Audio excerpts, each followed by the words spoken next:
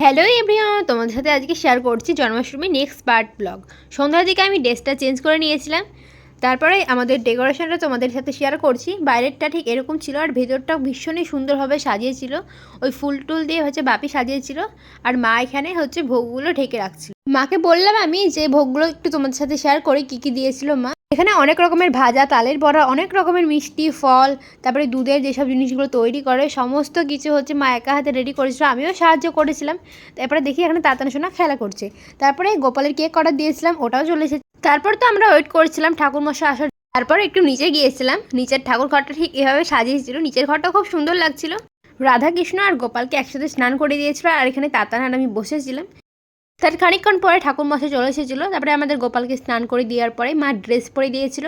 গোপালকেও ভীষণই সুন্দর লাগছিল। একটি শিবাব এখানে বদমাইশি করছিল।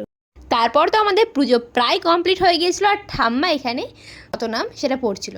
তারপরে তো আমাদের বাড়িতে একজন এসেছিলো ভোগ নেওয়ার জন্য। তারপরে তো ওখানে শিবামায়ের বাবা খাওয়া দাওয়া করে চলে গিয়েছিল। তারপর তো দেখি তাড়াতাড়ি এসে আবার দুষ্টুমি শুরু করে দিয়েছিল। তারপরে আমি ডিনার করতে গিয়েছিলাম, প্রায় তো সব শেষের দিকে হয়ে গিয়েছিল। গোপালকে কেমন লাগছে কমেন্টে কিন্তু অবশ্যই জানিও। আজকের মতো বাই বাই।